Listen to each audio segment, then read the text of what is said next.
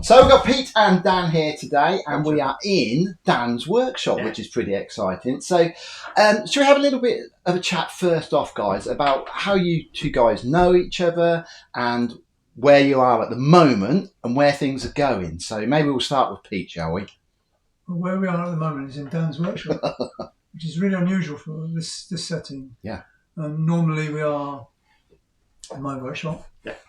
We're doing a review of a day that Dan and I spent together. Dan and I are long-term associates, I think, or friends.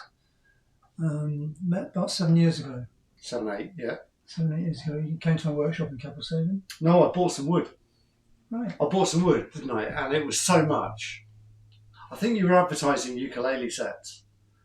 And I thought, I might make some ukuleles at some point. So you're a recidivist guitar maker, aren't you? Yeah. And so I think I asked you for 40 sets. And right, come on, folks. Who asked somebody for 40 sets? 40 ukulele sets. And although 40 sets is not enough, is it? We have discovered that. 40 sets is 6 months' work. 6 weeks' work. And I remember having a chat with you about it, and I was saying, "Oh, can you post it, or I could come over to you and pick it up." And I'm not sure why, but you said to me, "Oh no, I'll bring it." I think we were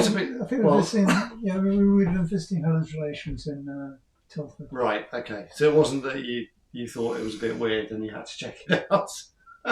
Probably that too. It was weird. I wasn't worried. I took the money and ran. So I remember you came, and we brought the wood up here to my workshop, which was relatively new at that stage. I'd only been here for 6 months or a year, and we came up, and I remember you coming up the stairs over there and walking in here and going, "Oh, this is cool," and then I don't remember anything else. I think the thesis was that if Dan had this wood and he thought he might make a ukulele one day, probably be a good idea if he came to the workshop to make a ukulele. Yeah. So you said, well, if you bought all this wood from me, then I may as well do something for you in return. Come over to the workshop for a week as an intern. Not on a course, but as an intern. So I did. I came over for a week. And that was an education. It was an education in styles, wasn't it? It was. I mean, this is a man who never held a hand plane. Yeah. Well, he had, but he hadn't held it correctly, according to Pete. Yeah. So he gave me a piece of wood to play, and he said, "Here, like do this, play this bit of wood." So I kind of set to, and he did what anyone who's been to Pete's workshops will recognise this. You've got this person stood behind you, and you know that they're just looking at you, like. And then there comes a point about 30 seconds in where he'll say, "Let me show you how I do it." So he proceeded to show me how he'd do it. And then he said, "Right, look, there are 40 neck blanks there. You know, get going with them." So sorry to interrupt. So when you were buying these 40 sets, you at that stage were planning on building ukuleles. I was just making guitars. It was for guitars. Yeah, okay, I was making guitars. So when did you come over to the ukulele side? Just when you met Pete? Pete completely. It was Pete. Yeah, I thought one day I might make a ukulele. Okay, so then you built one with Pete. I didn't actually. I never built one with Pete. You did the internship. I did an internship. But you didn't actually build one. No, I just did bits. I just did okay. bits. I didn't go away with one or anything. And then I came, and then he said, "Oh, you know, it was bearable having you." Bearable. It was bearable. So you know, come back for another week, and then another week became another week and a week, and then I used to make when I'd made a guitar, I used to take it over to Pete's and say, "Here, what do you think of this one?" Okay, what you had to say was extremely humbling for me, for both of us. I think to be seen as an assessor of a peer is really quite some things, like somebody coming to Richard Durant coming to a concert and saying, "That was a really fantastic concert." That's quite a humble thing of you to say, Pete. I think you're viewed as at the top of your game. I wouldn't. Yeah. Yeah, I can't see why you're surprised by that, but that's just No, how you are. I just find it. Yeah. It's very difficult for me to judge my own work. I think I always need somebody else to evaluate it. I think Dan's exactly the same as well. You get so involved and emotional with what you're doing. You've invested so much into it that you are totally detached from the reality of what you've got, and you need somebody else to ground that situation for you. I think that's really interesting, actually, because for me, you've never struck me as someone who needs validation. I think your customers are validation enough. Oh, you need validation all the time. All the time. Yeah, All the that's time. interesting. It's. If you've ever looked at a drawing of Michelangelo's, one of his sketches, there's never one line. There's always about 15 lines as he's trying to find the form. As an instrument maker, that's exactly what you're trying to do. You're trying to find the form. Right. But you don't get the opportunity to do a redo. Every new instrument is a redo of what you did before and what you learned on that previous instrument. And Dan is a really good example of this because Dan builds so very quickly. There's a body of work behind him in a short space of time, about 6 months, that shows a development. And whereas my development's been over 32 years. Dan's development has been stratospheric. I suppose in a way, though, Dan's also had you there guiding him, and that kind of brings me on to the next bit. So, do you use the word retirement, Pete? Is this an okay word to use, that you're retiring? I don't know how you phrase this. It's hard. In your dotage. It's hard. I have two things driving my retirement. One is my Parkinson's. Yes. Which I'd like Dan to talk about how it affects, because Dan can see it in what I do.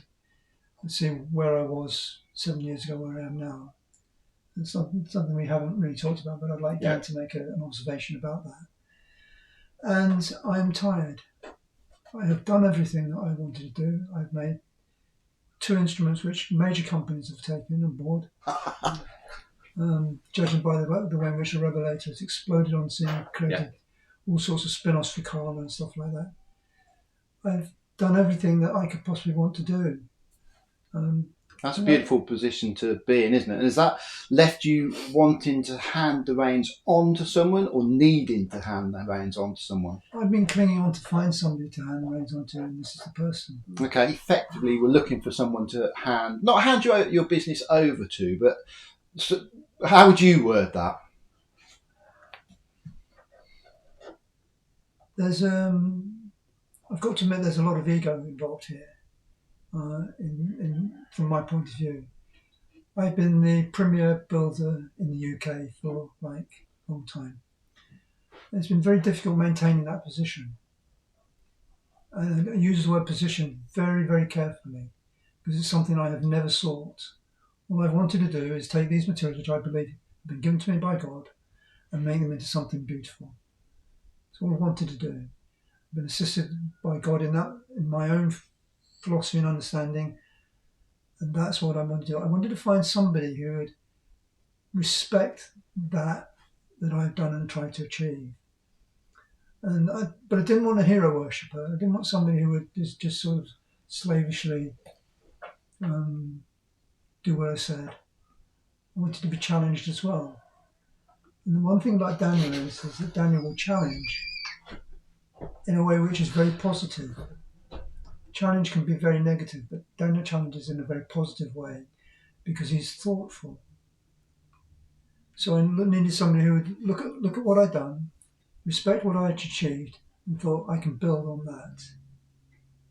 And so over the last 6 to 7 months, I've been putting those building blocks in place to enable Dan to take this as a foundation and move it forward. And initially, when you sort of thought about moving onwards, did you ideally want the Howlett name to continue as a brand, or was that something that didn't bother you, or?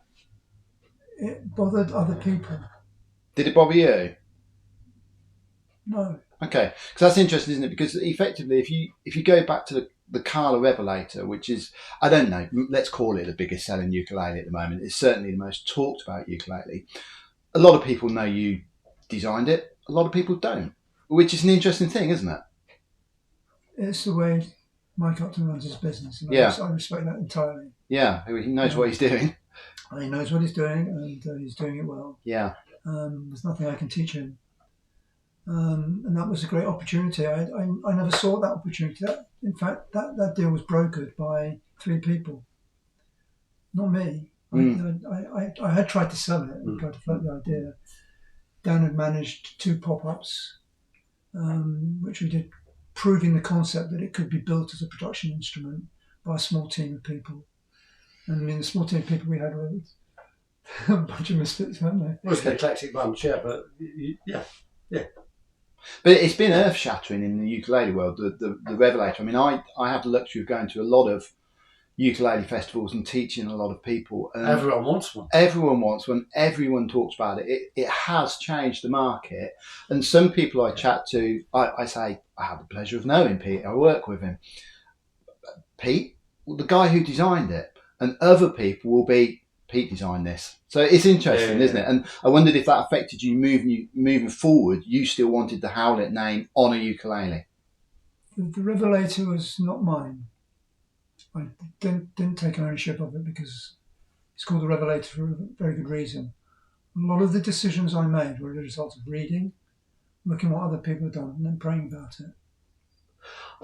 I think it's a little bit different to what you're asking about, and to what Pete is saying, because my impression, and it's just an impression, so you tell me if I've got this wrong, I don't think Pete's worried about the Howlett name continuing. Okay.